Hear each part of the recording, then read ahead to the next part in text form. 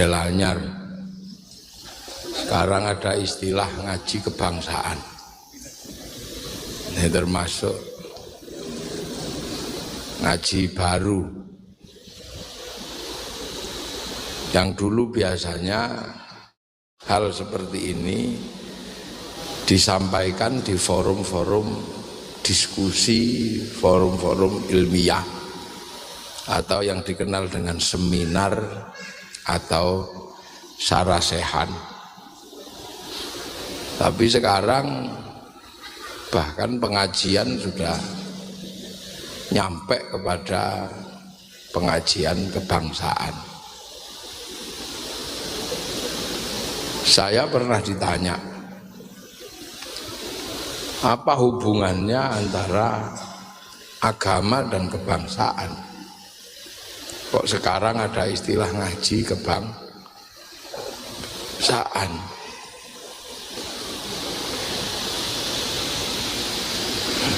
Ya, hubungannya ya karena agama itu untuk manusia.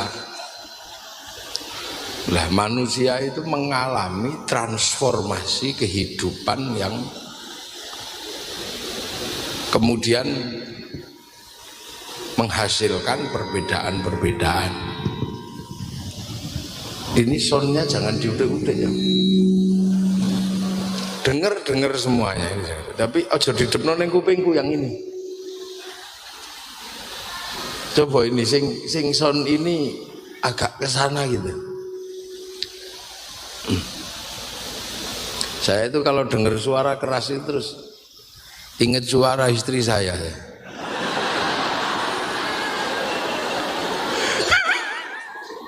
Suaranya banter gitu terus. Tahu-tahu saya goblok dodok nanti. Jadi agama itu untuk ngatur manusia. Karena manusia ini punya tugas khusus, inni ja'ilun fil ardi khalifah. Punya tugas khalifah. Nah, manusia ini mengalami proses kehidupan yang sangat indah ketika digambarkan oleh Al-Quran.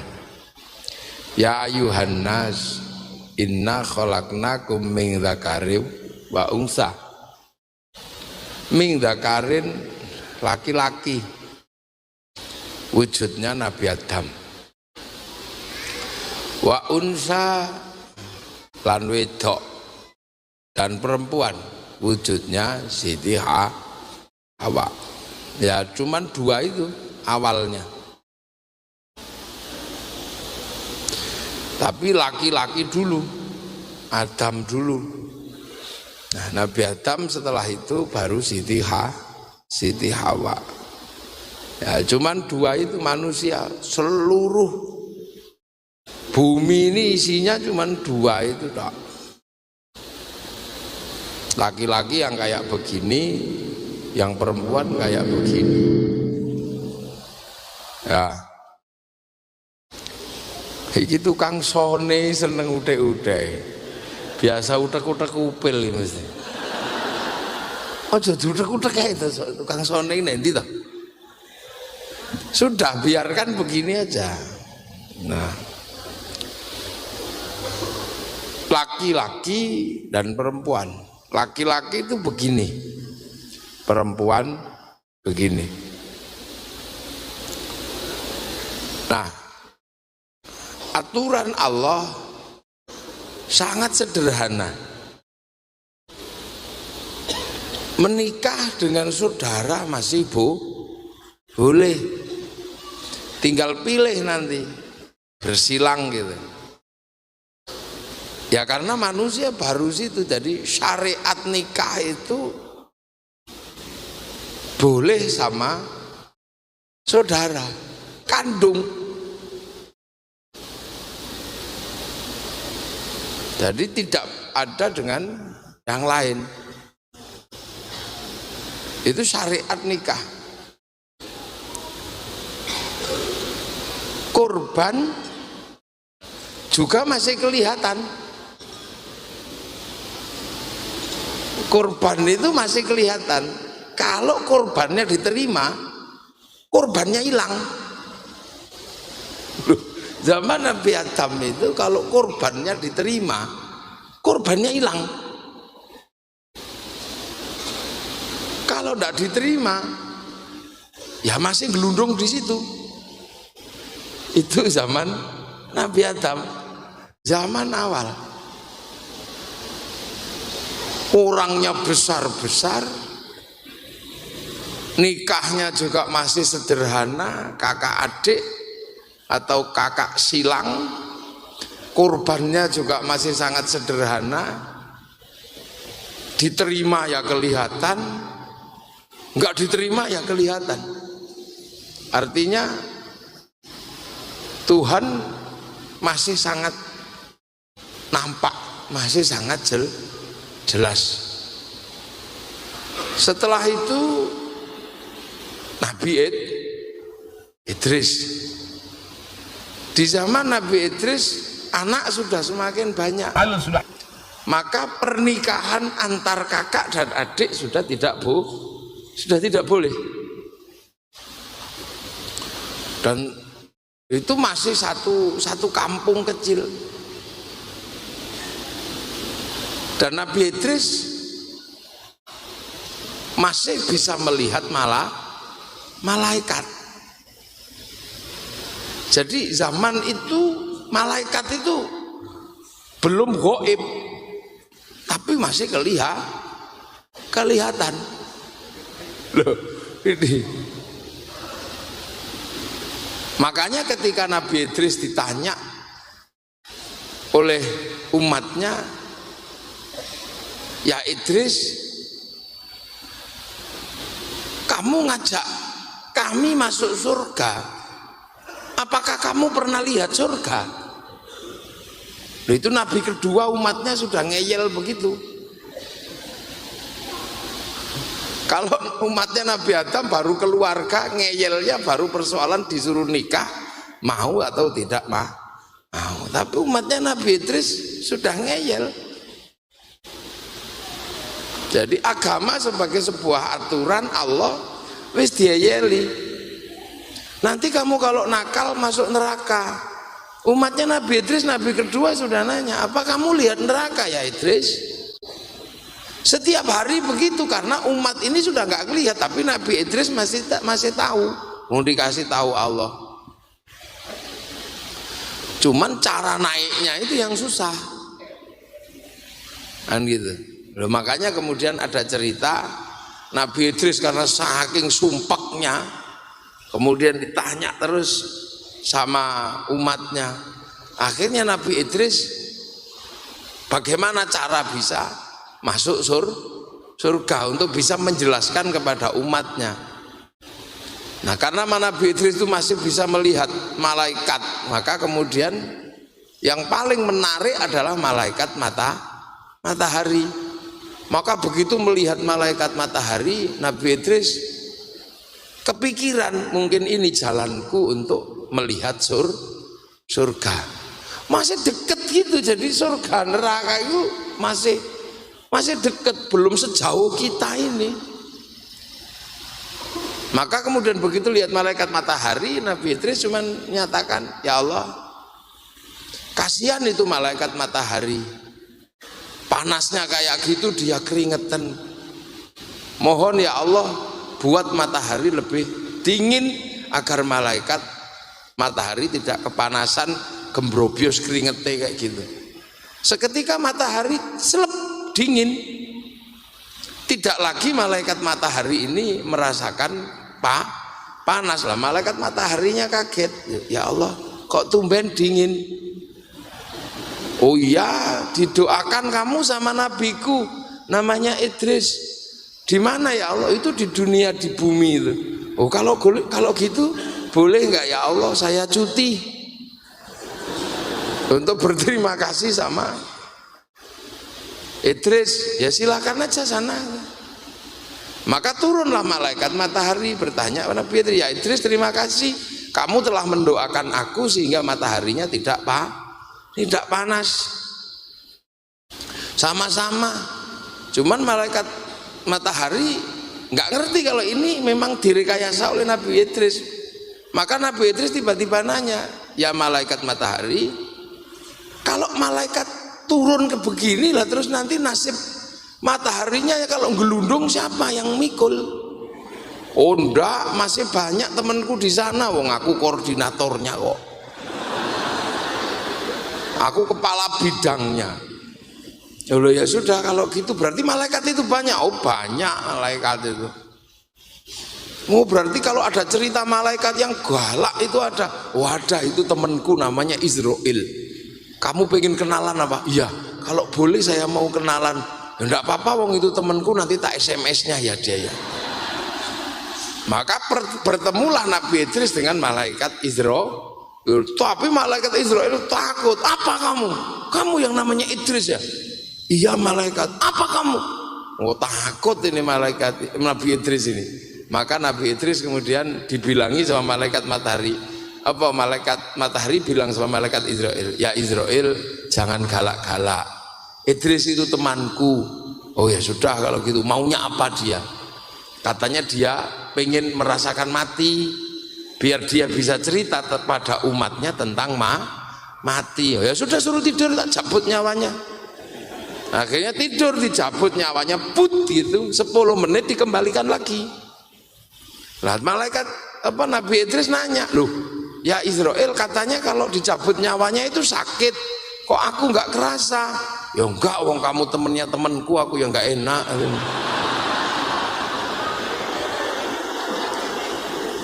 Kamu kan temennya temanku, jadi aku nggak enak. Nah, sudah akhirnya lah.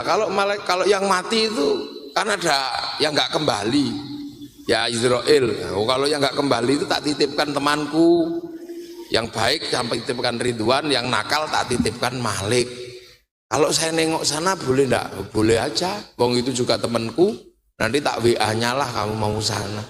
Nengok neraka habis itu, Siratal Mustaqim dilewati, habis itu masuk surga.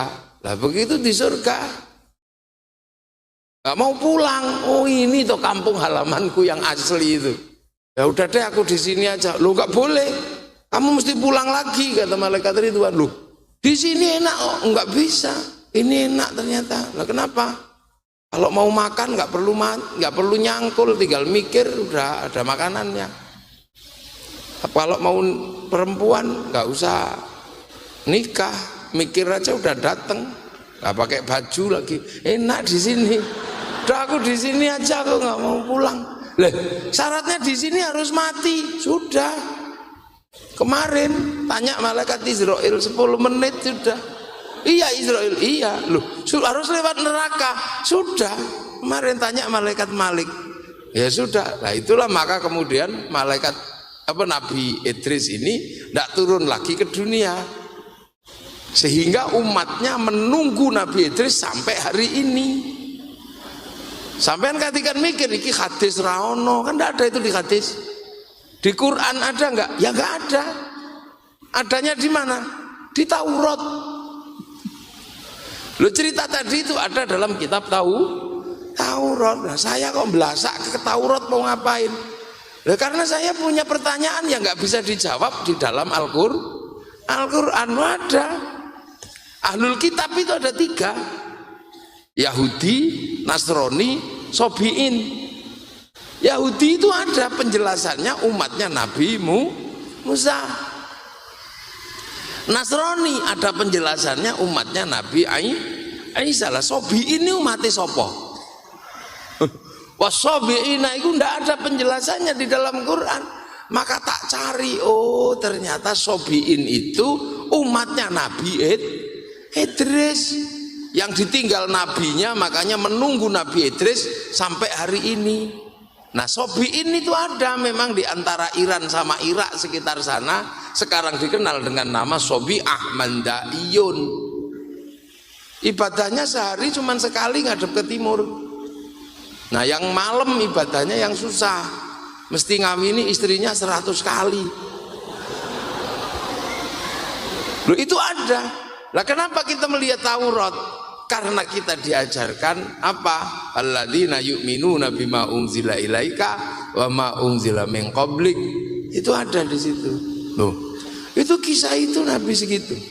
Dan seterusnya sampai akhirnya Allah ini kelihatan betul. Umat kalau ngeyel dibantai gitu aja.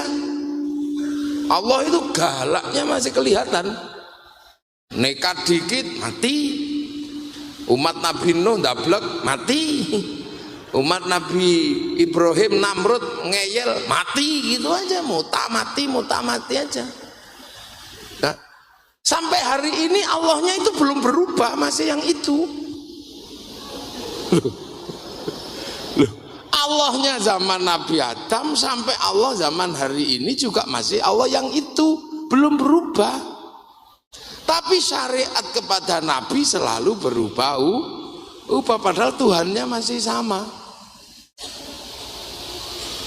Loh, Allah itu zaman dulu galak, kerasnya luar biasa. Salah dikit sampluk gitu. Nabi Nuh umatnya ngeyel ya, cus lelep. Umatnya Nabi Musa nabdablek mati, kena kecemplung kali, kecemplung sungai. Umatnya Nabi Ibrahim ngeyel ya, kena lamuk sak kerdus mati, malaria.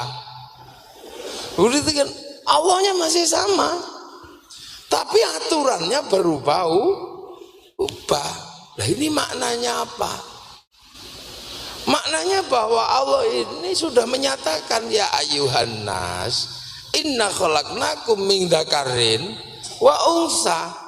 Ini sebatas sampai pada Nabi Adam sama Nabi Adam dan Siti Hawa. Setelah itu waja'alnakum syu'uban, dibikin berbangsa, bersuku. Tapi zaman Nabi Ibrahim baru satu bangsa, baru satu suku, kaumnya ya satu negara. Nabi Musa baru satu negara. Nah, zaman Nabi Muhammad itu penyebaran manusia ini kan sudah kemana-mana, sudah berbangsa-bangsa, sudah bersuku, sudah kemana. Makanya ketika manusia ini masih satu bapak, satu ibu, satu keluarga, ya pelajarannya ya sederhana. Nabi Adam diajari nama, ini kambing, ini kucing, ini dinosaurus, segitu. Wa'allama Adamal asma, dia jadi itu. Nah setelah itu ya kasih nama sendiri, sudah tidak sesuai dengan pelajaran awal. Apalagi orang Jawa, tersuka dia aja kasih nama. Begitu bunyinya cek. Itu sudah keluar dari nama awal itu. Kalau nama awal ya enggak gitu. Cek. No tetet, pentet. Tekek, tokek. Nah itu kan nama suka-sukanya aja sudah. Loh itu ketika kita ini hidup di zaman Rasulullah, ketika manusia itu sudah berbangsa-bangsa, bersuku, maka Allah menyatakan waja'alnakum syu'uban wa qabaila lita'arafu. Nah, ta'arafu itu kalau dalam ilmu depak, bahasa Quran terjemahan depak adalah saling mengenal. Sebenarnya ini bahasanya nggak pas.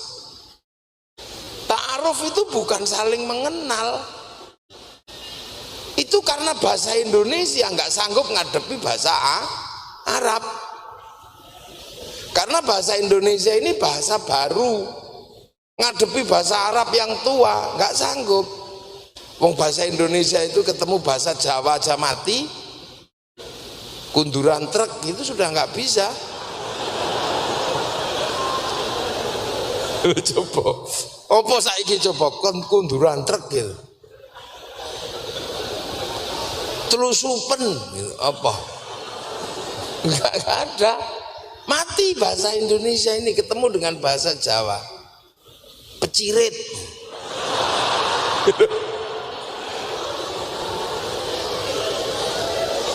Ya makanya kalau kita ngaji Quran pakai bahasa Indonesia itu susah. Asyhadu alla ilaha illallah wa asyhadu anna Muhammadur Rasulullah pakai bahasa Indonesia masalah. Saya bersaksi tidak ada Tuhan selain Allah. Nah kalau pakai bahasa Indonesia masalah. Kenapa kamu dol? Tadi dipanggil polisi. Nah kenapa? Jadi saksi. Saksi apa? Saksi dol. Simat mencuri ayam. Lah kamu kok jadi saksi? Iya wong saya waktu itu lihat. Dia nyongkel pintunya, saya lihat dengan mata kepalamu. Iya, makanya saya jadi saksi. Berarti saksi adalah orang yang melihat dengan mata kepala. Lah kalau sampean menyatakan saya bersaksi tidak ada Tuhan selain Allah, kamu lihat Allah. Loh kan ini bahasa. Enggak lihat kita. Saya bersaksi. Bahasa Indonesia misalnya Bismillahirrahmanirrahim. Dengan menyebut asma Allah yang maha pengasih lagi maha penyayang. Nah, sekarang ada guru bahasa Indonesia enggak di sini?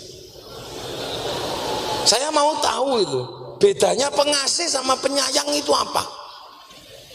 Itu sampai kiamat kurang rong dino lu rampung itu. Upon. Makanya kalau pakai bahasa yang lebih tua misalnya bahasa Jawa rampung. Bismillah kelawan nyebut asmane Allah, Ar-Rahman dat kang welas asih ing dalem donya lan akhirat, Ar-Rahim kang welas asih ing dalem akhirat bloko. Nah, rampung. Beres. Ini bahasa. Makanya orang Jawa ini kalau memahami Quran lebih mendalam. Makanya banyak sekali orang keliru memahami Quran ketika menggunakan terjemahan bahasa yang lebih mudah. Maka Islam punya konsep tentang bangsa. Waja'alnakum syu'uban wa qabaila. Yang sebelumnya nggak dikenal, berbangsa-bangsa, bersuku-suku, nggak saling mengenal. Umat Nabi Ibrahim itu yang mengenalnya ya cuman bangsa Mesir itu dan bangsa Filistin. Sing hidungnya sama, keritingnya sama, warna kulitnya sama karena rasnya ras Semit. Bahasanya ya mirip-mirip, makanannya ya masih kurma, naiknya ya unta. Makanya orang sana itu ada istilah Arab, ya. Arab ini Quraisy dan sekitarnya.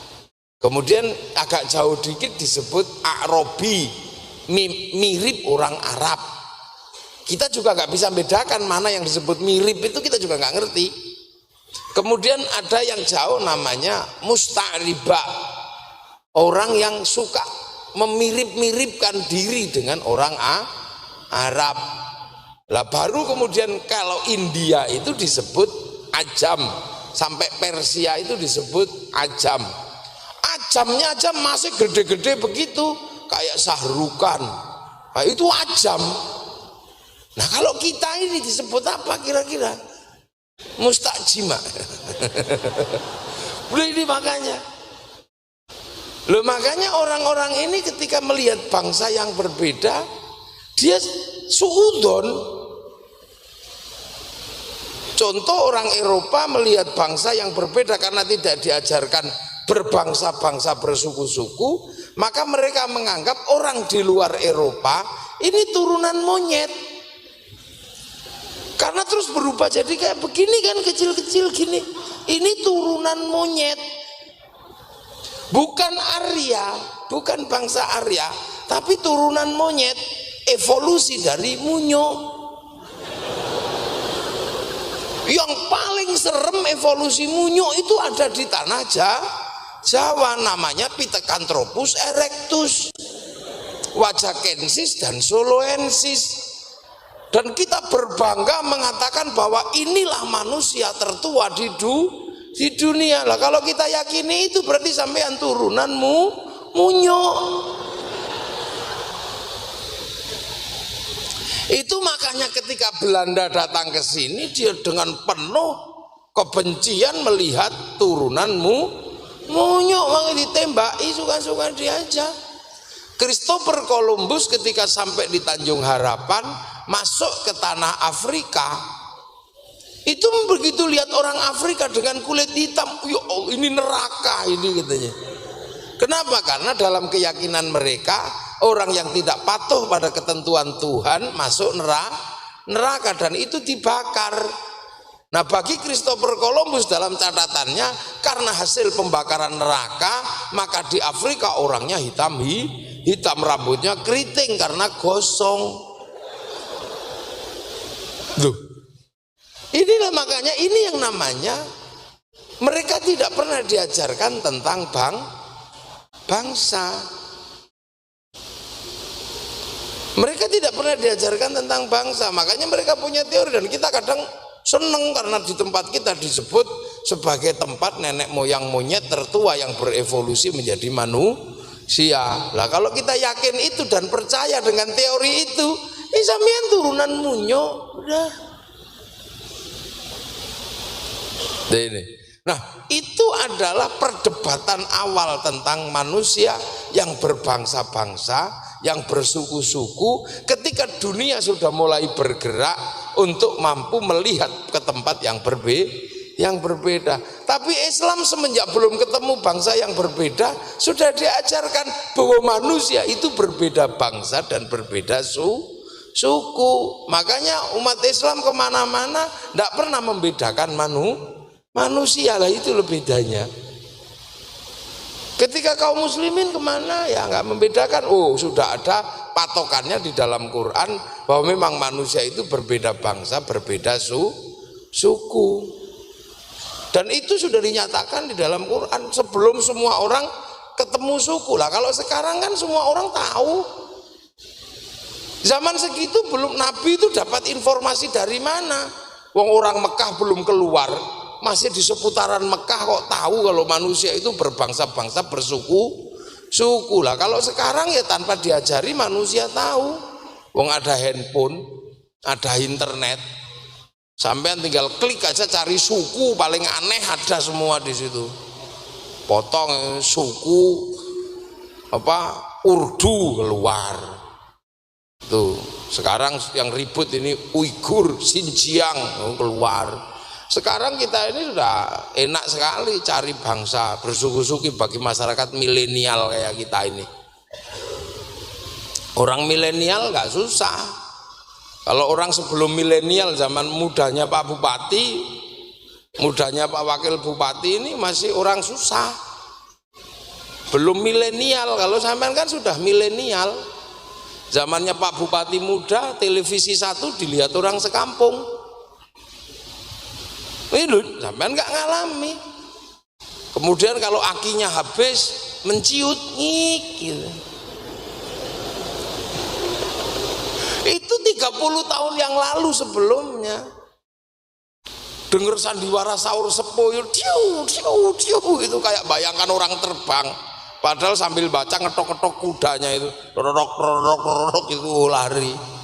Dengar mak lampir, ngono masih takut. Karena gelap kira-kiranya. Itu 30 tahun yang lalu. Mau nonton hewan-hewan Afrika nunggu Flora dan Fauna TVRI. Mau melihat berita nunggu korannya Pak Lurah. Seminggu berikutnya baru dikeluarkan dari kantor lurah, baru tahu berita. Nah sekarang sampean nggak perlu lagi diajarkan manusia berbeda suku. Sampean tinggal ngeklik handphone ini senjatanya cuman ini. Ini dunia sekarang ada di sini. Ini orang milenial.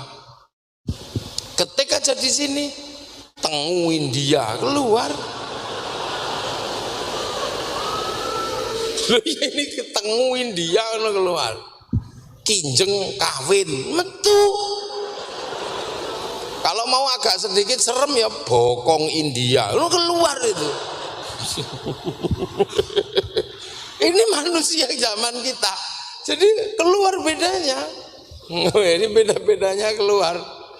Loh, dulu zaman kita ini, zaman mudanya Pak Bupati sama Bu Bupati itu, kalau rindu mesti nulis surat cinta. Dan kertasnya berwarna pink. Itu di usia kita berwarna pink. Kepada kekasihku di penjara suci. Oh, itu maksudnya di pondok pesantren. In holy prison. Itu keluar dari penjara suci. Terus nunggu Pak Pos. Rindu. Makanya zaman kita dulu itu rindu itu begitu indah. Kangen itu begitu menyakitkan. Sampai ndelok cagak listrik ngono kayak lihat wajah kekasih kita. Lu saking rindunya, makanya cinta itu berdebar-debar kalau dulu. Sakit cinta itu. Maka janganlah rindu. Rindu itu berat, Dilan. Dia orang dulu sakit. Makanya orang dulu kalau cinta itu susah dihilangkan karena enggak pernah ketemu. Sampean enggak ngalami itu. Generasi milenial itu cintanya tidak indah. Karena cintanya tidak lagi ditanam di sini, cintanya sebatas jempol. Begitu kangen foto karo melet.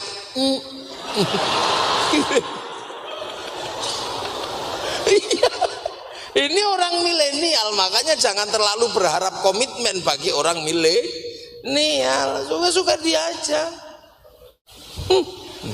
Ngisori tulisi mah. Ngono kira biasa. Lah orang rembulan sekarang tidak ada. Dulu kalau kita kirim surat cinta, aku tahu pada saat ini kau pun melihat bulan yang sama. Mataku tertuju pada bulan yang itu dan kau pun pada bulan yang itu. Semoga pada bulan itu nanti mata kita dipertemukan. Oh indah kalau dulu cinta. Lah dulu itu rayuan cinta itu begitu orang-orang dulu. Nah kalau kalian kan rayuan cintanya aneh. Dek, apa mas? Apakah bapakmu sipir penjara? Kenapa? Karena kau mampu memenjarakan aku dalam hatimu. Ini loh, ini zaman. Lah Islam waktu itu sudah menggambarkan tentang perbedaan bangsa dan perbedaan suku yang barangnya belum ada. Orang Arab itu belum melihat mana sih bangsa yang berbeda itu, belum lihat. Wong masih Arab semua.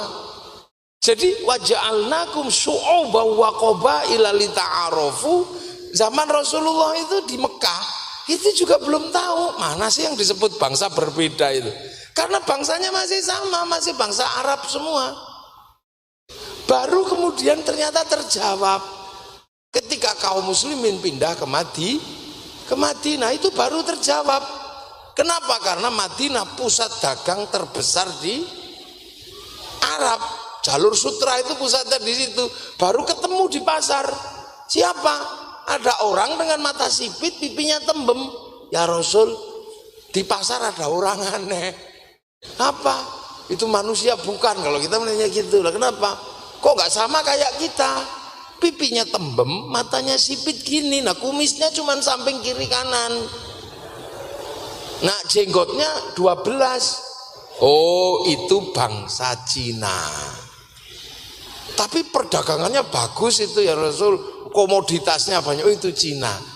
Maka carilah ilmu nanti walaupun sampai ke negeri Cina. Tapi negeri Cina itu di mana? Ya orang Arab waktu itu belum tahu mana Cina itu. Itu. Nah, terus ketemu bangsa yang berbeda lagi. Ketemu dengan orang berdagang tapi ruwetnya luar biasa. Namanya bangsa Yahudi. Ya Rasul kita sering ketipu. Ketipu bagaimana? Ya ada orang pedagang tapi bulat. Bulat gimana? Suka nipu. 100.000 dijual 500.000, belum ditawar bilang ada yang nawar. Oh kalau model begitu biasanya Yahudi.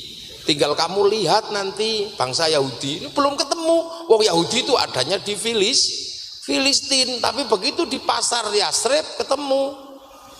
Nanti orangnya Yahudi itu cirinya gampang, nggak punya jenggot.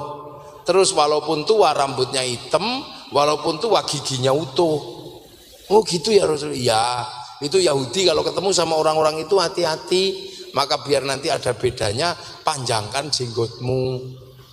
Kenapa? Karena orang Yahudi itu umatnya Nabi Musa. Lah Nabi Musa itu waktu mau dicabut nyawanya sama malaikat Israel ditempeling sampai kepalanya pecah. Lapor sama Allah, ya Allah itu siapa? Mau tak cabut nyawanya kok saya malah ditempeling. Oh kamu jangan macam-macam, itu Musa. Saya dulu saja ditantang kok.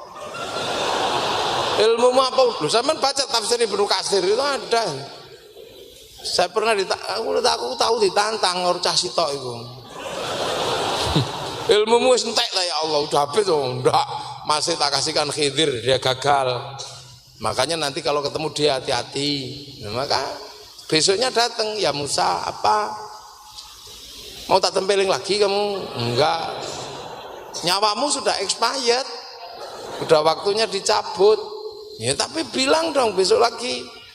Coba cabut. Oh, sudah dibilangi sama malaikat yang lain. Rambutmu sudah putih, gigimu sudah rontok, jenggotmu sudah semrawut kayak begitu. Oh gitu ya? Iya. Ya sudah kalau gitu cabutlah, dicabut. Nah orang Yahudi setelah melihat Nabi Musa dicabut karena rambutnya putih, giginya rontok, jenggotnya semrawut, terus mikir, oh awas ini tak bikin model baru. Maka orang Yahudi waktu itu suka nyemir rambut hitam, suka memperbaiki gigi dan suka nyukur jenggot. Biar kalau malaikat datang, oh belum waktunya. Ini kan gitu. Lah itu budaya itu berlaku sampai zaman Rasulullah. Makanya orang Yahudi itu kalau mati sebagian besar dicukur, gundul pelundus itu giginya dicabuti. Maka dalam kitabnya orang Yahudi pernah ada cerita malaikat Mungkar Nakir itu pangling kaget, ini kok ada bayi mati gundul gini. Tak serahkan sama Ridwan aja deh. Malaikat Ridwan, oh ini bukan bayi. Loh kok tahu bukan bayi? Ini bukan bayi. Ini digundul, ini Yahudi. Enggak, enggak ada bulunya kok, ini bayi. Enggak, ini saya ngerti caranya. Caranya gimana? Ya tak tunjukin lah, ini bayi palsu. Caranya gimana? Oh saya punya bidadari banyak. Tak panggil aja coba bidadariku. Bidadari turun, nggak usah pakai baju. Begitu lihat bidadari nggak pakai baju, duing, loh kan? Bilangin. Itu ada, loh itu dalam kitabnya Bani Israel ada.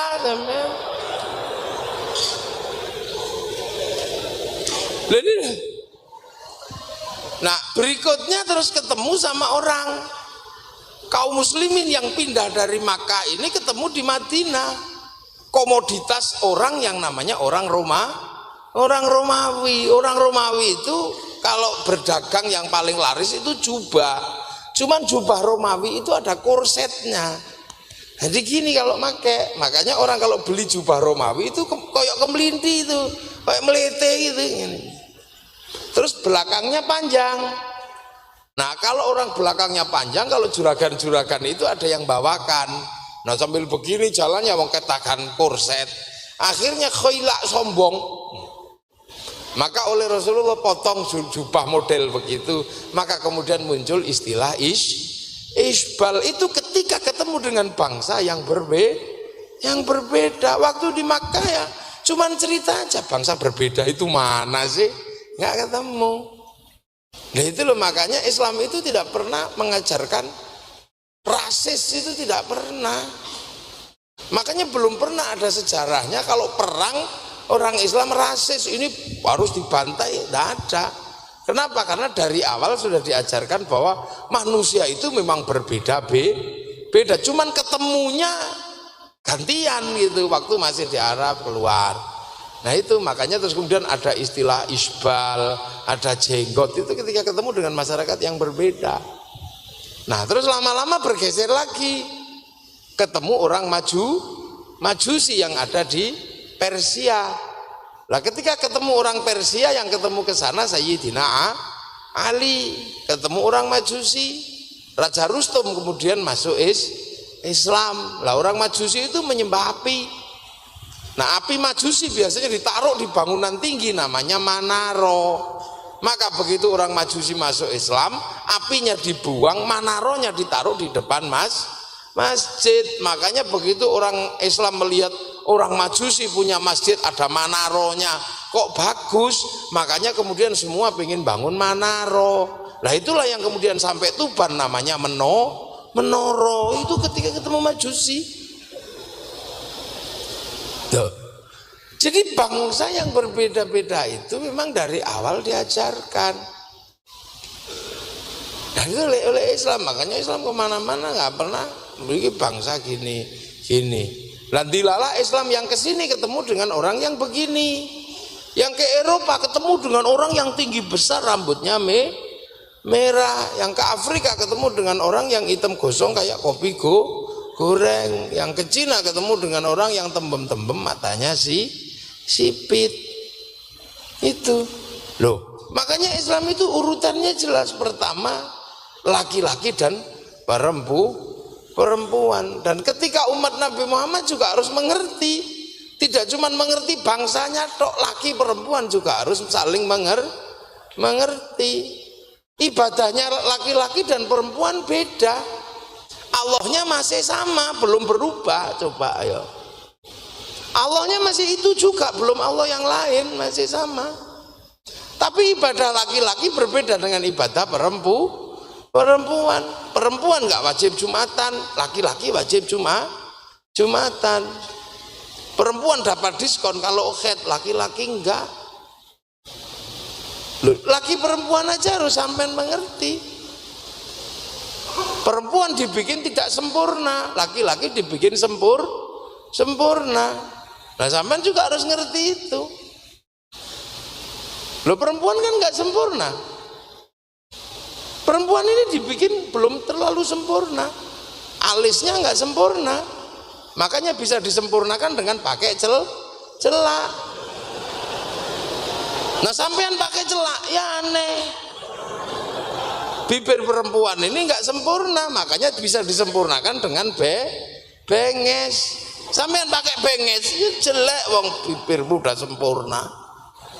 Makanya perempuan itu dipakai apa aja bagus karena belum sempurna. Warijalu qawwamuna 'alan nisa. Perempuan kan begitu, pakai apa saja bagus.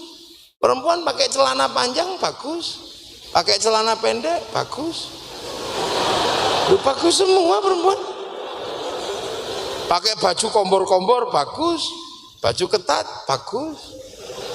Dipakai jembul-jembul jilbabnya bagus. Dijilbabi bagus, rambutnya dicat merah bagus, perempuan apa aja bagus. Pakai baju panjang bagus, tidak dipakai apa-apa tambah bagus.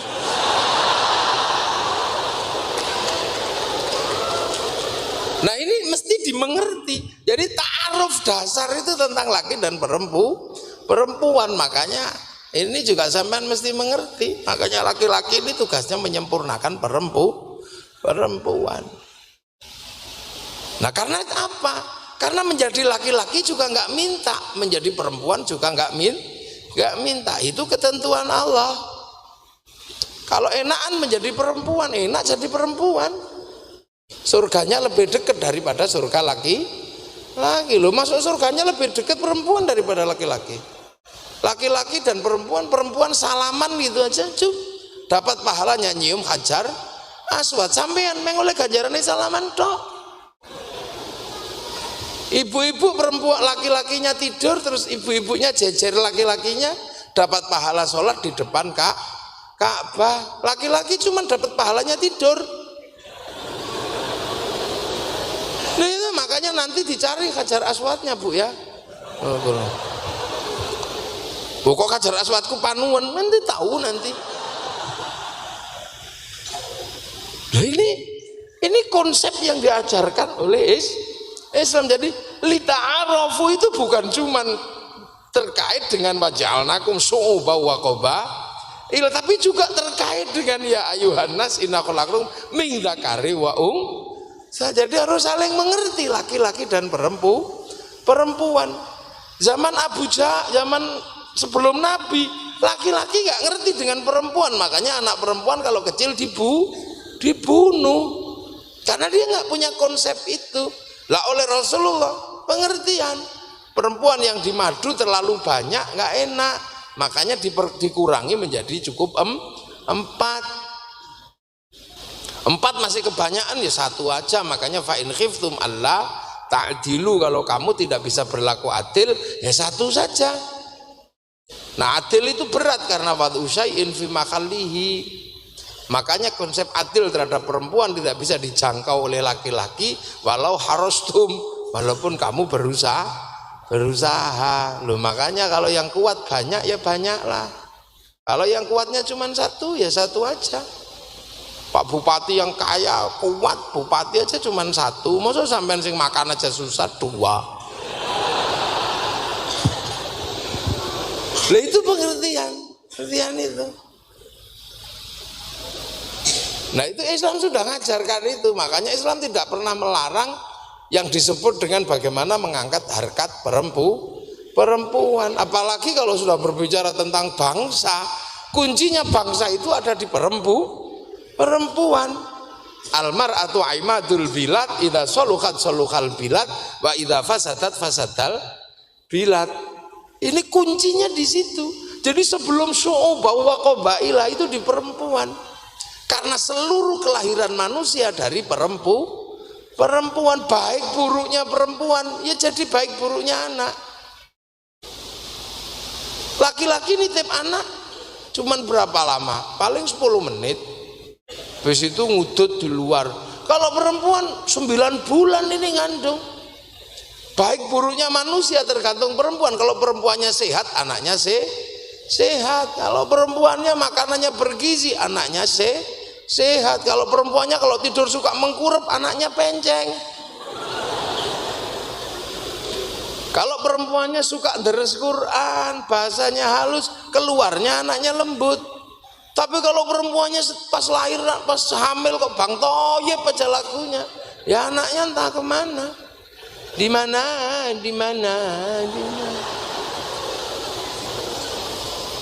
Loh, ini makanya program pemerintah pertama ini juga tidak boleh melupakan perempuan. Bu Bupati ya, Bu Wakil Bupati jangan lupa, Pak Bupati sama Pak Wakil Bupati diingetin. Tiangnya Tuban ini perempuan gitu.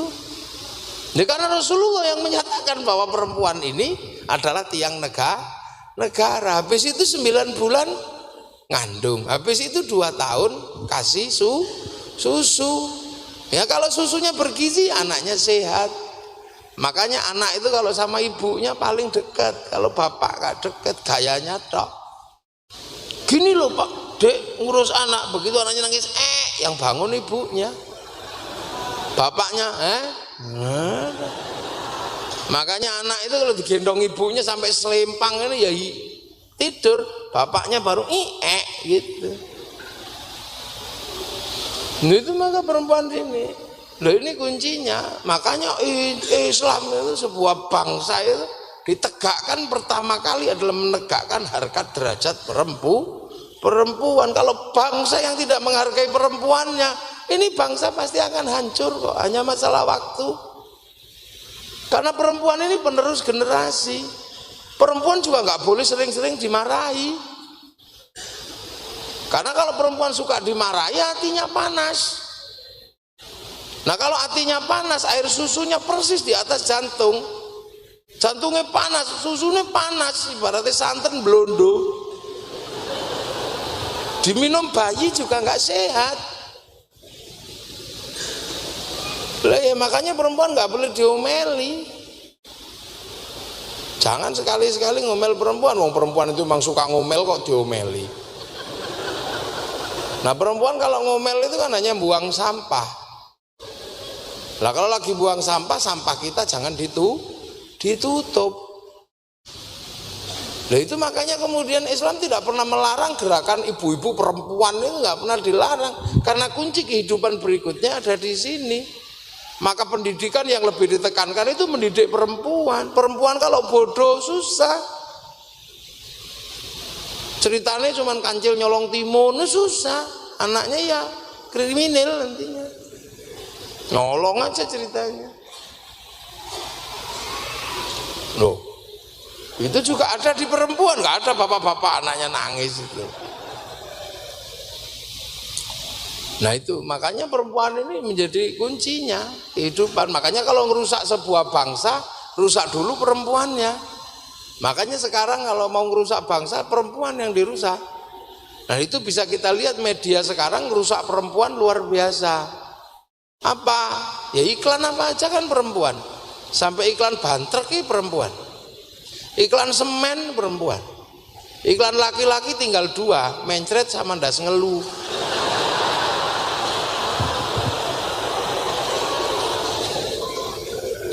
Ya cuma 2 itu. Nah baru setelah mengerti tentang perempuan, baru mengerti bangsa dan suku kepada skala yang lebih besar. Nah kepada skala yang lebih besar ini bangsa dan suku sampean mesti ngerti. Dengan suku Batak aja, orang Jawa kalau nggak ngerti bisa padu.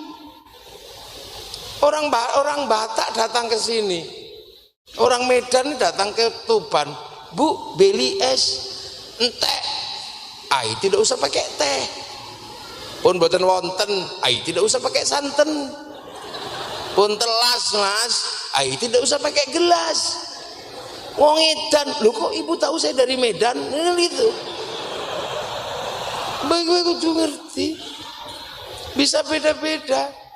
Makanya ketika pertemuan manusia-manusia se-Indonesia, ketika kenalan sama orang Tuban, orang Batak, orang Tubannya minder. Lukman Batubara, namanya panas. Ilham Abu Bakar, panas juga. Zainuddin si api-api, panas juga. Nah orang Tuban namanya Paimin, nggak mau kalah. Paimin pemadam kebakaran. Itu tidak mengerti. Wah itu kalau sampean nggak ngerti bisa ribut. Kenalkan, nama saya Alim Pasaribu. Jenenge sewu iki. Zainuddin Napi 70. Jenenge 70.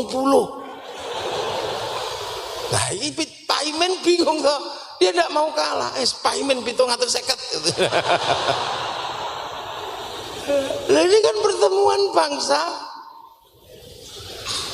Orang mana orang sampean kalau ketemu orang Madura, kalau sampean nggak ngerti, pernah ada cerita orang Madura sama orang Jawa. Ini lomba sholawat. Nah orang Madura ini kalah terus.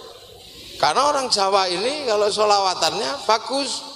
Nah ditanya, jurinya ditanya, ya mas, kenapa orang Jawa ini kalau sholawatan selalu menang? Ya karena orang Jawa kalau sholawatan ngelik-ngelik, tahu ngelik-ngelik lagi, gitu ngelik-ngelik. Akhirnya orang Maduranya pulang, tahu sekarang rahasianya. Kalau Mas mengalahkan orang Jawa, sholawatannya harus ngelik-ngelik. Begitu naik ke panggung sholawatan, nanti kita ngelik. Tetangtung, tetangtung, sholatul li, salamul li.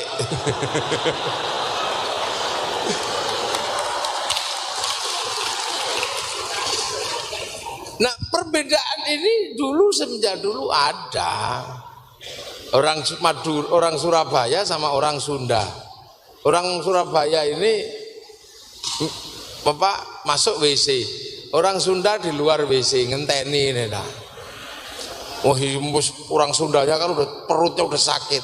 Begitu keluar buka pintu gitu apa? Langsung orang Sundanya bilang atos katanya. Atos taekmu mencret atau atos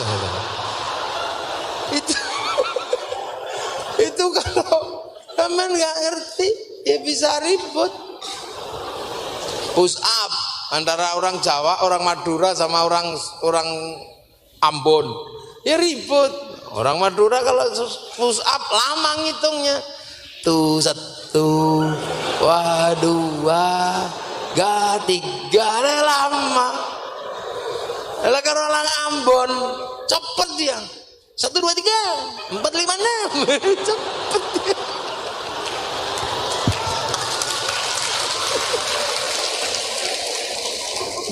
Ini bangsa dan suku sama dengan sampean. Orang Arab itu kalau ketemu orang yang berjenggot Ini dilus-lus, habis dilus-lus jenggotnya, cium pipi kiri, pipi kanan, habis itu kecup bun-bunane. Gitu kepalanya dikecup. Dilus-lus jenggotnya. Lah coba kalau kemudian sampean di sini punya jenggot, terus dilus-lus, ya ditonyo sampean. Lah itu di zaman Rasul itu belum sampai ketemu dengan bangsa yang berbeda-beda begini, belum ketemu. Karena masih di seputaran Arab, masih belum ketemu. Gitu loh. Oh, masih belum ketemu, masih di seputaran Arab sana kok. Belum ketemu gini, makanya sekarang kalau ada orang ribut, ini orang yang aneh. Harus makan juga harus seperti Rasul dengan 3 jari. Lah kalau sampean memaksakan makan dengan 3 jari seperti ya Rasulullah, ya sampean mengingkari waja'alnakum syu'uban wa qaba'ila. Menghindari itu. Lah di sana yang dimakan kurma sama roti 3 jari bisa. Lah di sini sego jagung 3 jari yang kocar kah? Kacir lu ini itu sederhana. Begini. Apa meneh mangan emput dia bubar. Loh, itu baru sederhana. Lah di sana juga sama. Ya di sana juga sama. Apa? Suruh berjubah, ya bisa. Karena tanahnya bersih. Lah neng kene dijubahi. Ya ndak sida tandur, sida direpno. Pemene miyang kok jubahan. Ya Allah. Nyancang beranjang kok jubahane kepulet ning jero kono lho. Beda. Bertemu bangsa, korban sana unta, sini nggak lahir unta, maksakan diri korban pakai unta, ya ditangkap polisi, nyuri untanya kebun binatang, makanya loh. Itu dulu belum terjadi itu, makanya masih satu, makanya hadis itu seputaran itu yang belum ketemu kok, begitu. Zaman Rasulullah seluruh gambar haram, tidak satu pun ditemukan kehalalan gambar. Lah sekarang terus tiba-tiba gambar tetap tidak boleh. Lah saya mau nyalek jadi DPR terus mengireng tahun terus piye? Enggak bisa.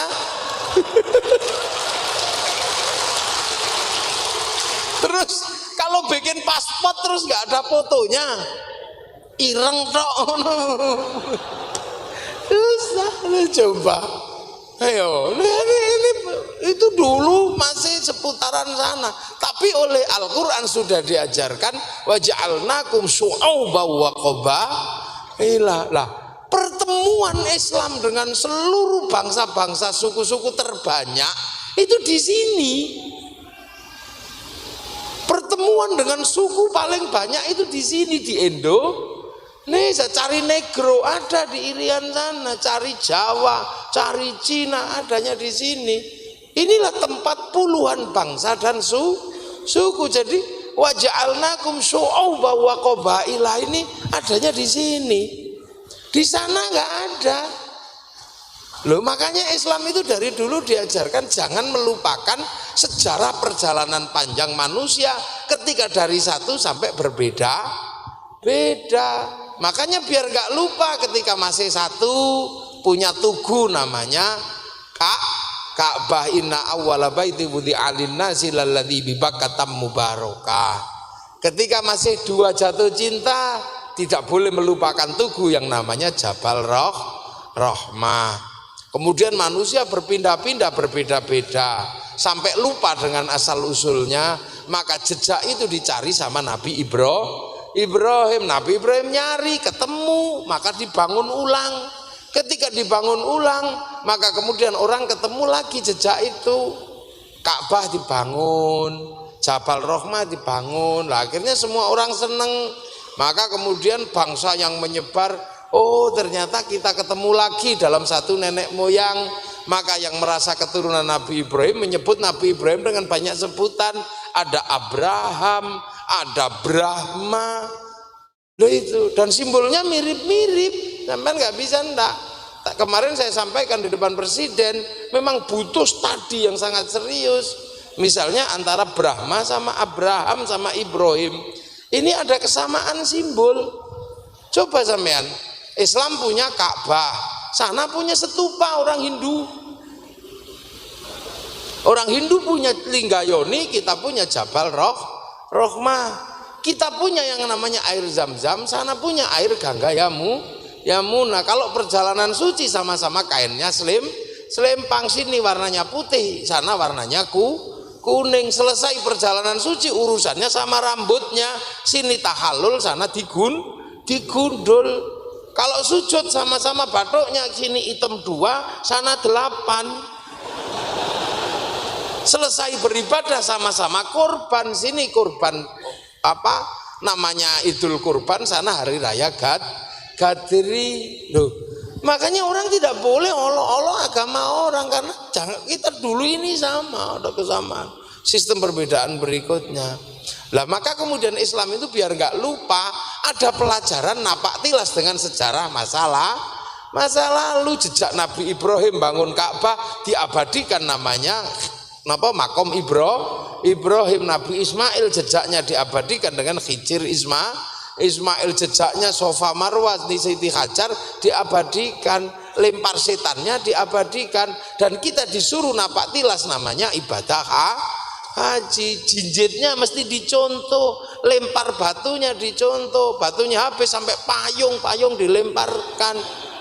Ini sama kan.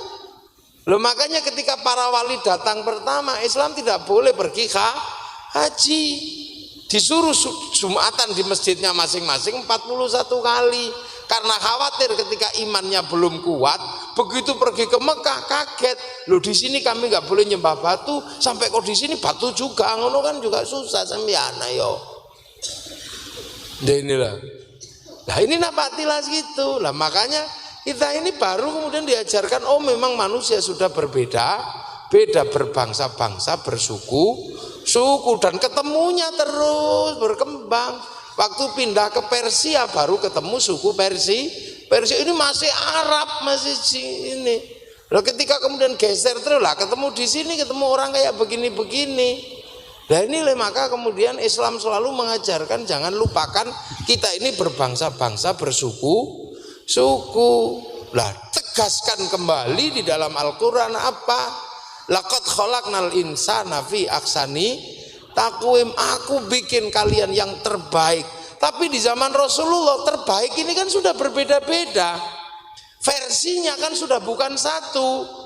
Terbaik versi Arab ya kayak gitu, hidungnya mancung, rambutnya merah.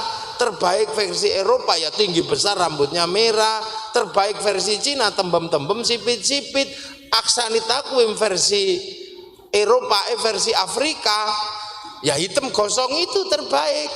Makanya Naomi Campbell bisa menjadi seorang foto model terkenal di Eropa karena itu terbaik versi Afrika. Lah kita walaupun kecil-kecil gini ya versi terbaik ala Indonesia, tetap aksani takwim. Tapi semua yang berbeda ini tsumma radadnahu asfala safilin, akan turun menjadi derajat yang rendah. Illal ladzina amanu wa amilus sholihat, kecuali yang iman dan berbuat baik. Loh, makanya ulama-ulama datang ketika ketemu aksani takwim yang berbeda, sudah diajarkan waja'alnakum syu'uban wa qabaila, ndak kaget. Maka ketika ketemu orang kayak gini, aksani takwim begini, diajarkan dengan amanu ya versi model begini.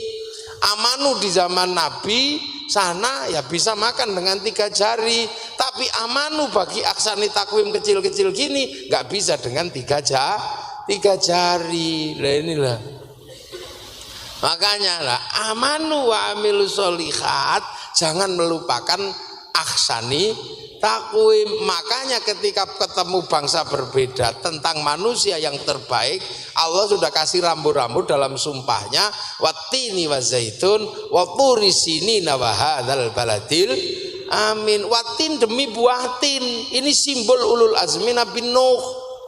Wazaitun ini simbol ulul azmi Nabi Isa, Nabi Ibrahim di Filistin.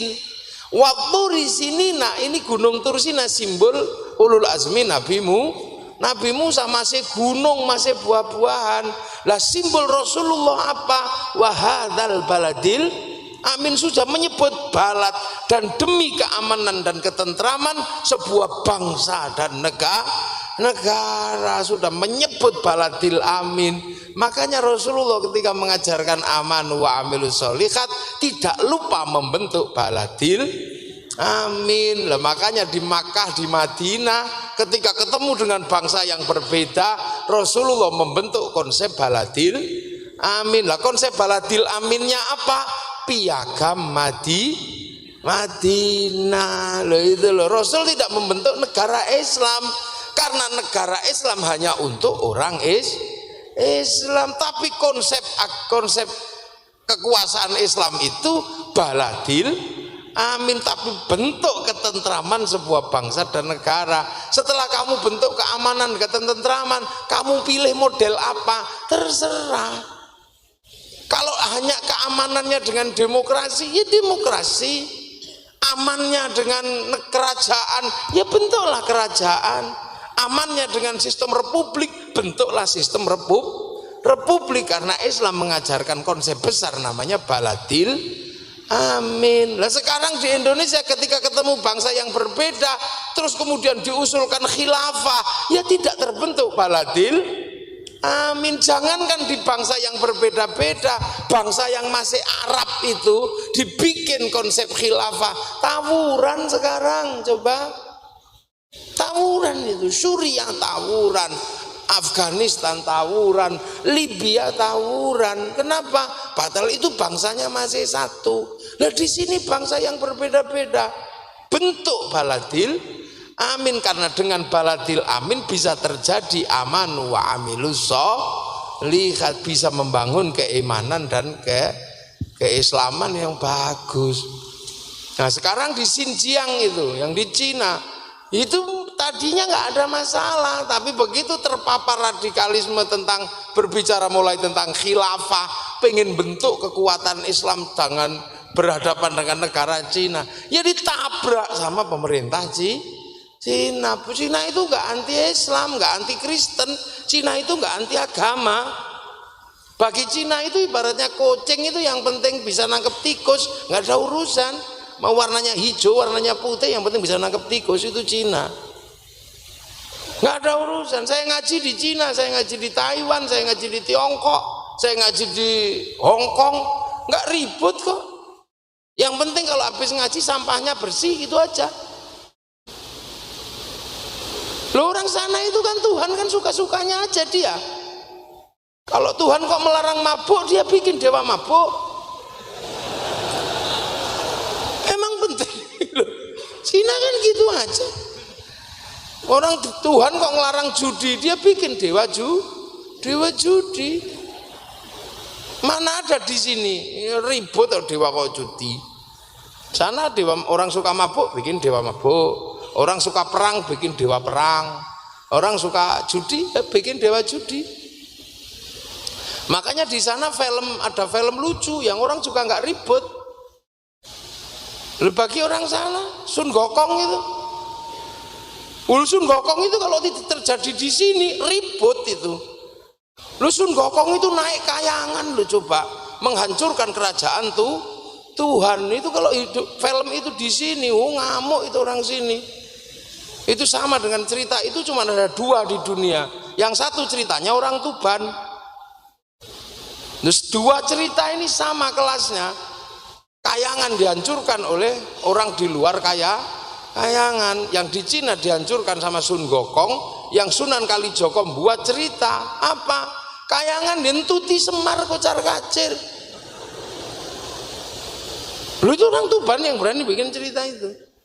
Loh, itu buktinya di sana nggak ribet masalah agama. Lah begitu kita di sini membangun konsep baladil amin, ya enak. Islam datang masuk Tuban. Tuban ini kota tua. Makanya sebagian besar sejarah pengislaman itu mulainya dari Tuban, dari sini, jadi dari tanah sampean ini. Kalau sekarang berbicara tentang Tuban kota wali atau apa ya, memang semuanya mulainya dari sini. Jawa Tengah bisa menjadi Islam, pedalaman Jawa bisa menjadi Muslim, itu semuanya dedengkotnya dari sini, namanya Sunan Kalijaga. Orang Tuban Murid Sunan Kalijogo yang paling terkenal namanya Sunan Geseng, orang Tuban, Mbah Cokrojoyo. Gurunya Sunan Kalijogo yang paling terkenal Sunan Bonang, wong Tuban. Mula saya kadang lihat orang Tuban ini nggak terlalu aneh. Wong turunannya wong hebat, tempat orang hebat, makanya nih apik ya apik ora umum, nek ndablek ya ndableke ya ora umum. Semuanya dari sini. Itu penakluk Mongolia itu anak muda itu juga dari sini, namanya Ronggo. Ayo gini loh Kang. Itu Majapahit negara hebat kocar kacir itu gara-gara diberontak sama Ronggo. Wong Tuban nih wong ampuh. Adu pitik paling menangan wong Tuban. Jenengane Sawung Galing. Wong Tuban. Tuban ini memang tanah tua. Ini tuh tanah tua. Ini tanah yang dulu memang berawal dari tanah Kapitayan. Ini di sini nih. Jadi tidak usah gumun. Pasukan Mongolia nyerang Singosari, bersandarnya ya di Tuban. Nah itu yang kadang kita nggak ngerti, Tuban ini ono apa nih? Ono apa? Kita nggak tahu. Lha ya sing ngaji pinter ya akeh, sing ngono ya ning Tuban iki utuh. Dari sing mangan sapi sampai sing mangan celeng, utuh ning Tuban niku. Sing doyan sapi ya akeh, sing doyan celeng ya isih akeh ning Tuban niku. Sing ngombe banyu putih sampai sing ngombe iya akeh ya ning Tuban. Ini memang Pak Bupati butuh ini seorang antropolog yang khusus meneliti Tuban ini. Tuh lengkap kok. Ini lengkap Tuban ini lengkap. Tuh wali-wali besar ada di Tuban. Mbah Ibrahim Asmoro Kondi Tuban. Gitu. Ketika kemarin saya sudah janji sama Pak Bupati saya harus menyelesaikan ini hari jadi Kabupaten Tuban. Saya selain mikir online sama Sunan Bonang, ya kan saya mulai online sama Sunan Bonang. Sama Sunan Bonang saya disuruh ke sebuah pulau, ke tempat gurunya Sunan Bonang. Maka seminggu kemarin saya ke Malaysia, salah satunya adalah ke tempatnya Sunan Bonang belajar agama Islam. Jadi pondok pesantren ini Sunan Bonang itu tidak di Jawa. Ada di Malaysia sana, di Pulau Besar Melaka. Gurunya namanya Sultan Arifin atau Syekh Ismail, itu gurunya Sunan Bonang. Itu cucu keempatnya Syekh Abdul Qadir Al-Jilani. Ora main-main sampean. Gurunya Sunan Giri di tempat yang sama di situ. Maulana Ishaq ya mondoknya di situ. Ketika golek lemah cari tanah ini, cari tanah di Jawa yang persis dengan tanah ini. Itu tanah Giri itu persis dengan tanah di Pulau Besar Melaka. Maka SKPD ini sekali-sekali mesti ke sana. Walaupun nggak ngajak saya nggak apa-apa. Itu ada, itu di Pulau Besar Melaka, makamnya panjang sekali. Dulu mau dibongkar sama pemerintah Malaysia, dianggap sebagai makamnya Bomo orang sana, makam dukun. Ternyata seluruh peralatannya nyemplung laut, akhirnya berhenti.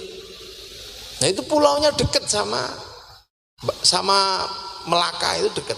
Nyebrang itu kalau speedboat paling 7 menit, kalau nggak sampai 10 menit lah, taus itu. Nah di situ makamnya. Saya sampai ke sana karena Tuban ini kota ajaib. Kok dulu semuanya mulai dari sini. Jeng Sunan Bonang bikin sesuatu yang paling monumental di tanah Jawa namanya gamelan. Itu di sini. Yang kemudian menemukan bunyi nang ning nang nong dang dang gung. Urip iku nang ning nang nong ya nang kene ya nang ngono, itu di sini. Ya kadang ning kene ngaji, kadang nang kono nyolong pitik. Itu kan konsep besar Slendro Pelok nang ning nang nong. Dang dang gung, ayo dang dang balik nang Sang Yang Agung kek dang bali nang Gusti Allah. Ya tenan ana sing dang dang gong balik nang Sang Yang Agung, ana sing dang dang ya ning ya utuh. Lutuh di sini nih. Saya masuk ke pedalaman daerah situ ya, Jeru itu. Wah, masuk kok jenuh ngiri lu. Ono desa jenengane Suwalan. Ngoten nggih. Niku isih mlebu lagi. Mau kula ora ngerti desane niku. Iku luwih seneng beleh celeng timbangane beleh sapi. Daging celeng luwih larang ning kono timbangane sapi. Sate kirek yo eneng ning kono lengkap. Niku, lho iki kutha tesih lengkap lho iki secara antropologi. Dan waktu ini enten sing melakukan penelitian tapi nggak sanggup meneliti Tuban. Salah satunya naminipun Dennis Lombat, nggak sanggup meneliti Tuban ketika nulis kitab Silang Nusa Jawa Silang Budaya ora sanggup nulis Tuban itu. Saking ruwete Tuban itu. Nek diurai niku. Kalau diurai itu ruwetnya luar biasa Tuban. Jadi butuh studi yang sangat serius. Apa betul kemudian hari jadinya dimulai karena Ronggolawe diangkat menjadi Adipati Tuban. Ronggolawe itu si putrane Arya Wiraraja. Lah Arya Wiraraja niku panggonane teng Sumenep niku. Yang sebelumnya menjadi raja di kerajaan di daerah Lumajang. Nah, ini gini, itu tadi sebelumnya itu sudah ada kekuasaan di sini. Derenge Ronggolawe itu sudah ada kekuasaan di zaman Singosari. Karena pemberangkatan pasukan melawan Mongolia niku kayak mriki. Jadi ekspedisi Pamalayu, ekspedisi yang paling ditakuti oleh pemerintah Mongolia niku namine Pamalayu. Sing kapale niku didamel teng Tuban yang sanggup ngangkut 2.500 tentara, 1.500 kuda. Sing untuk nabrak kapal Mongolia yang sanggup ngangkut 1.500 tentara, 500 kuda. Lah kapal Kertanegara kayu Tuban sanggup ngangkat 2.500 tentara, 1.500 jaran. Coba itu di sini. Nah, mulai ini di sini, mulai Tuban ini butuh penelitian yang sangat serius. Tidak semata-mata kemudian, apalagi saat ini terus kemudian berubah setelah jadi kabupaten apa nih istilahnya Bumi Wilwatikta berubah menjadi Bumi Wali. Paling akeh ning kene lho. Sunan Kalijogo, Sunan Bonang, Mbah Brohim Asmara Kondi, Sunan Geseng. Iki duwe papat. Lamongane ming duwe loro. Sunan Derajat iku ya ming siji tok berarti. Gresik Sunan Giri, Mbah Makhdum Ibrahim. Surabaya siji. Sing duwe paling akeh niku Tuban. Wali. Niku. Lah semua ini mulai kok Tuban sampai NU itu sejarahnya ndak bisa dipisahkan dari Tuban. Sing saiki senengane khol, senengane nopo niku dari sini. Ulama-ulama Mbah Sufyan niku di sini. Mbah Jabar ning kene. Penakluk Bhairawa wong Bhairawa terakhir niku Mbah Jabar. Itu di sini. Karo Mbah Ganyong. Maneng kene kabeh. Iki Tuban, nanti Tuban ini daerah utuh. Klenteng ono. Masjid ono. Ono kabeh ning ngene. Jadi miniatur Indonesia iki yo Tuban iki. Ya gitu.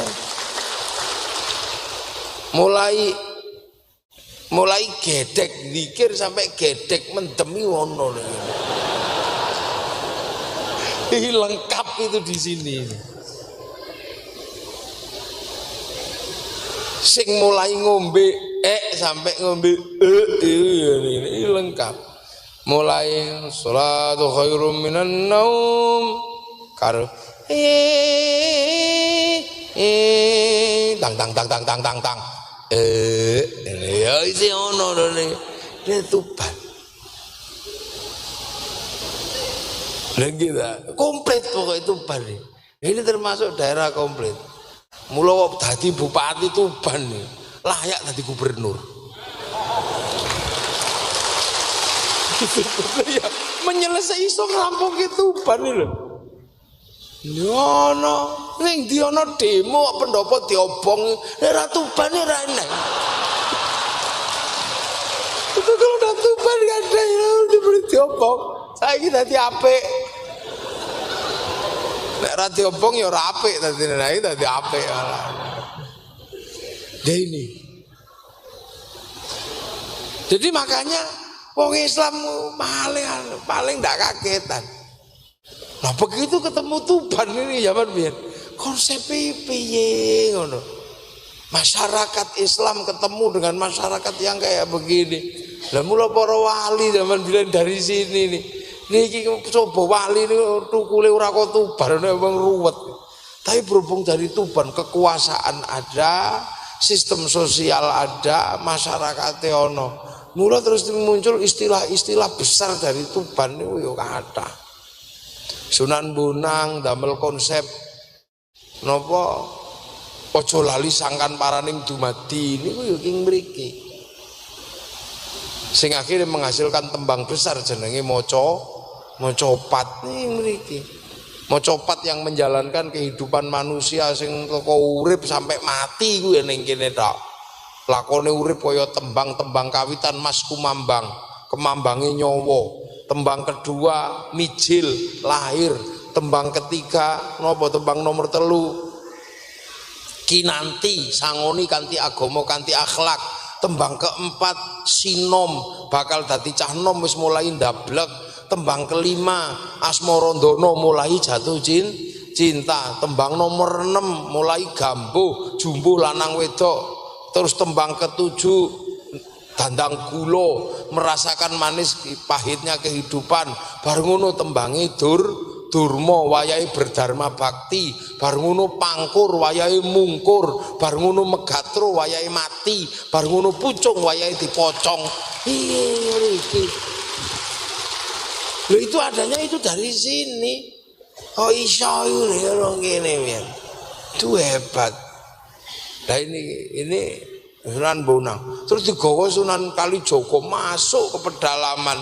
Di murid-murid hebat. Itu dari sini. Makanya Tuban ini punya tanggung jawab besar. Dalam bahasa Roma Irama, kau yang mulai jangan sampai kau yang mengakhiri. Tuban, makanya kalau kadang nih bakas Tuban nih ya Allah beratnya luar biasa tanggung jawab wong Tuban. Ya makanya saya menyarankan Tuban ini punya sebuah lembaga studi khusus ben wong-wong Jawa itu bisa studi ke sini. Sing bangun Kalimantan namanya Khatib Dayan. Niku muridnya Sunan Bonang yang mampu membangun balad-balad di sana niku kok mriki sedaya. Baladil Amin di sana dibangun kerajaan-kerajaan sing isine mempertemukan antar perbedaan sing maune bersuku-suku berbangsa-bangsa raja hamba dilebur karo jenenge musyarakah sing sakniki dikenal dengan konsep masyarakat. Begitu raja hamba dilebur dengan konsep besar namanya ra'iyah. Kullukum ra'in wa kullukum mas'ulun an ra'iyati. Jadi bahasa menyebut warga negara namanya ra'iyah utawa rakyat. Dari sini terbangun ra'iyah rembukan disebut dengan istilah musyawarah wasyawirhum fil amri.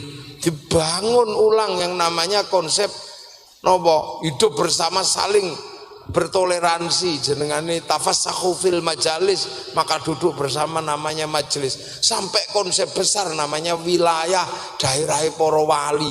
Itu dari sini semua dulu yang bangun. Ngono kadang wong Tubane dhewe ora ngerti dan enggak mau ambil pusing. Lah opo ngono. Kok kene sampean punya tanggung jawab. Jadi NKRI itu salah satu pilarnya itu adalah Kabupaten Tuban. Saka mriki lho murid naminipun Arya napa naminipun Datuk Ribandang. Iku ngajine ya ning kene bareng karo Sunan Bonang di sini. Aryo Abdillah ya di sini dididiknya. Sabare dididik sama Sunan Ampel, dididik sama Sunan Bonang di sini terus pindah ke Palembang membangun kerajaan-kerajaan baladil amin di Palembang, yang akhirnya menghasilkan kesepakatan besar. Londo teko diusir lungo, daerahnya berubah menjadi Negara Kesatuan Republik Indonesia. Sing iso ngulangi Gusti Allah jenenge pangeran, terus saiki tukul Allah jenenge isih pangeran, dicangkok iso apa mbiyen gak para wali teko kene. Musola cangkok ngono ae jenenge langgar. Saiki sing tukul musola langgare hilang. Lho syaikhun ustadzun lebokke mriki dibungkus jenengane kiai, padahal zaman semono kiai niku ana kebo, ana keris. Lah sakniki kebo keris ilang, kiai niku ulama. Tilmidun muridun dibungkus jenengane santri. Saiki niku tilmidun muridun tukul ning jenenge tetep santri, persis kaya ibu-ibu nih bungkusnya kabeh niku kongwan isine rengginang. Itu kalau tidak di sini tidak ada. Inilah. Jadi kalau menyebut hari jadi Kabupaten Tuban, ya kita harus menyadari betul bahwa dari sinilah semuanya dulu dimulai. Kenapa? Karena Indonesia tetap menyebut konsep besarnya adalah konsep wilayah, konsep masyarakat, konsep ro'iyah, dan itu akhirnya menjadi bahasa Undang-Undang Dasar Negara Kesatuan Republik Indonesia yang namanya apa UUD 45. Apa itu bahasanya wong rembukan, itu bahasa negara. Nah itu semuanya dulu dari sini. TNI mempertahankan Indonesia, yang disebut dalam mempertahankan wilayah, itu berarti daerahnya para wali. Nah, ada para wali sebutan wilayah. Mula masya Allah berat ini tanggung jawab sampean ini jadi wong Tuban. Butuh studi khusus. Mungkin tahun depan ya bisa kita urai dengan uraian yang sangat konseptual sesuai dengan konsep Tuban. Soalnya wingi kula niku meleke kurang suwe sih anteng Pulau Besar niku.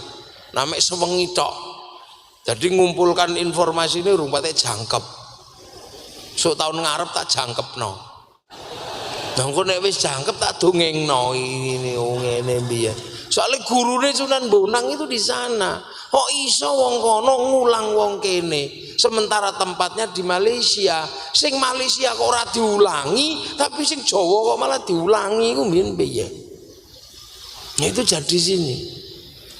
Malaysia tetap kerajaan sampai hari ini. Di sini lebur, sudah tidak ada kerajaan, adanya adalah ro'iyah.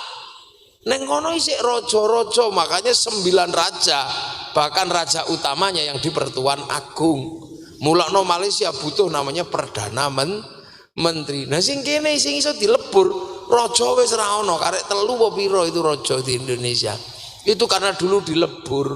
Terus di sini bisa rukun antar bangsa karena diarani ro'iyah. Pelajaran itu diterapkan di sini, kenapa tidak diterapkan di Malaysia? Padahal guru Sunan Bonang ada di Pulau Besar Melaka, Malaysia. Lah inilah memang butuh studi yang sangat panjang.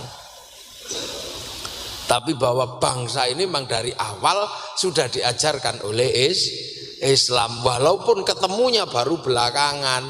Ning ketawal wis dikandani wa ja'alnakum syu'uban wa qabaila, ku bikin kalian berbangsa-bangsa, bersuku-suku.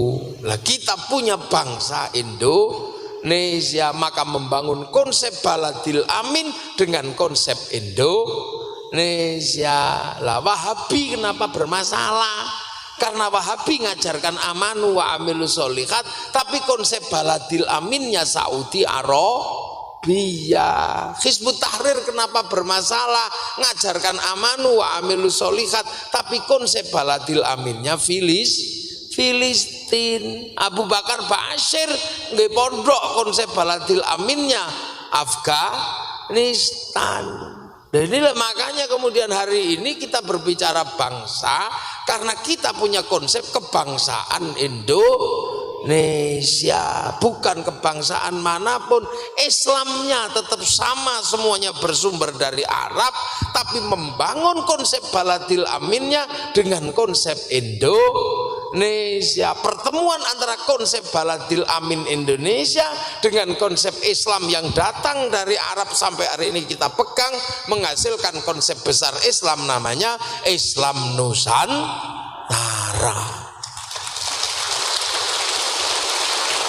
Jadi gila Islam Nusantara niku salate tetep salate ngono, tapi nusantarane nyumbang pujian. Salate tetep tidak berubah, tapi pujiannya Nusantara. Robana ya Robana, ndak datang sumbangan lagi. Tombo ati yang pegel ndak datang lagi, diuruki anjang iku nusantaranya. Puasa ya Islamnya sana dari dulu puasa sama, tapi orang Nusantara nyumbang apa? Nyumbang mercon. Makanya kalau belum puasa merconan.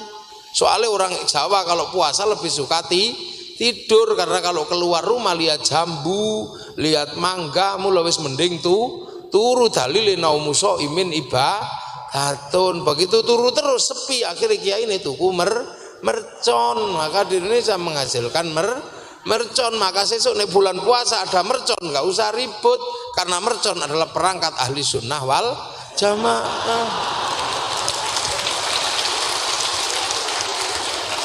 Haji nyumbang nopo? Nyumbang latihan haji neng alun-alun Tuban. Lapai kalau mahajan Ka'bah triplek lah, itu nusantaranya, hajinya tetap ke sana. Dia kayak gini. Ini untuk membentuk sebuah konsep besar namanya baladil amin, bangsa dan negara yang aman. Nah, Indonesia dengan konsep ini menjadi bangsa negara yang aman. Benderanya tetap pakai bendera merah putih. Begitu pakai bendera khilafah ya ora aman. Kita pakai Pancasila, aman dengan ketuhanan yang maha esa. Tapi begitu kewajiban menjalankan syariat Islam bagi pemeluknya ribut, tidak aman. Maka mendahulukan keamanan sesuai dengan konsep-konsep dasar beragama, inilah yang disebut konsep baladil amin. Ya, lah itu amma ba'du. Ya mukaddimah aja. Jam piro ini? Oh, dah jam 12. Nah 11 kurang seperempat. Ya itu. Jadi narasi besar kebangsaan Islam diulangi. Cuman zaman Nabi urung petuk sing liya-liyane, masih petuk di sana tok. Lah kita ini ketemu.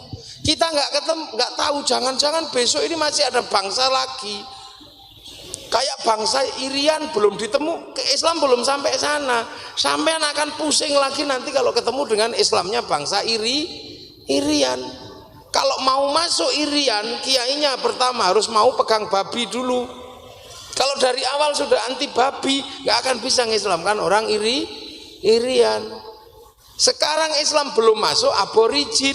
Nanti ketika Islam ketemu orang aborigin, konsep Islamnya pasti berubah lagi. Ini kan baru ketemu sini, nah sampean kan belum pernah ketemu. Coba Islam nanti akan ketemu dengan orang Asmat, itu gimana konsep Islamnya?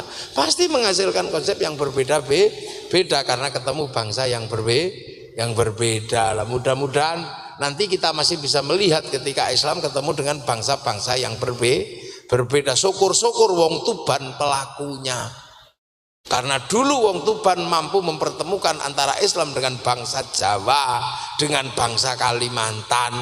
Mosok saka Tuban habis ini tidak tumbuh lagi orang-orang yang mampu mempertemukan Islam dengan bangsa yang berbeda. Ben lengkap wa ja'alnakum syu'uban wa qabaila lita'arafu. Dan hasilnya adalah Arab satu bangsa dipikul puluhan negara, Eropa satu bangsa dipikul puluhan negara, dan Indonesia karena kerjaan para wali mampu memikul puluhan bangsa dipikul oleh satu negara kesatuan Republik Indonesia.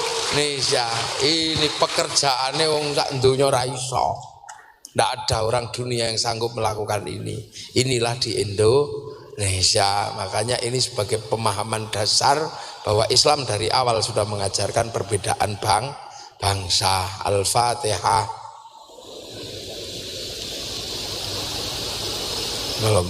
Bismillahirrahmanirrahim. Alhamdulillahirabbil alamin. Hamdan na'imin hamdan syakirin hamdan yuwafi ni'ama yukafi'u mazidah. Ya Rabbana lakal hamdu kama yanbaghi li jalali wajhikal karimi wa 'azimi sultan. Allahumma iftah alaina futuhal 'arifin. Bi hikmatika wa rasulina rahmataka wa zakina wa nasina dzal jalali ikram. Biridhuka ya Allah, syukur rasulika ya Allah, ijal auladana dzurriyyatina alamidana lil ilmi lil khair al ibadil muslimin qiyamul iman. Ya baina ummahatina masyayikhina wajdadi wajdatina wal jamil masyayikh wal muassis tuban. Allahumma ighfir lahum warhamhum wa'afihim. Allahumma la tahrimna ajrahum wa la taftinna ba'dahum waghfir lana lahum. Allahumma ij'al qabrahum mutamirradil jinan. Allahumma aj'al rahmatan fi jamil qubur min Muhammadur Rasulullah. Bi'aqidatil muslimin ma'inna irji'i ila rabbika radiyatan mardiyah. Fadkhuli fi ibadi wadkhuli jannati. Rabbana atina fid dunya hasanah wa fil akhirati hasanah wa qina adzabannar. Sallallahu alaihi sayyidina Muhammadin walhamdulillahi rabbil alamin. Al-Fatihah. Ghairil maghdubi alaihim waladdallin. Amin. Ihdinas siratal mustaqim. Assalamualaikum warahmatullahi wabarakatuh. Allahumma shalli ala sayyidina Muhammad. Taqabbalallahu minna wa minkum wa taqabbal ya karim. Terima kasih diaturkan, mudah-mudahan apa yang disampaikan beliau menjadi sebuah ilmu yang sangat bermanfaat untuk kehidupan kita bersama dalam hidup berbangsa dan bernegara. Bapak Ibu hadirin hadirat rahimakumullah, dengan disampaikannya barokah doa menandai berakhir sudah seluruh mata rantai acara ngaji kebangsaan bersama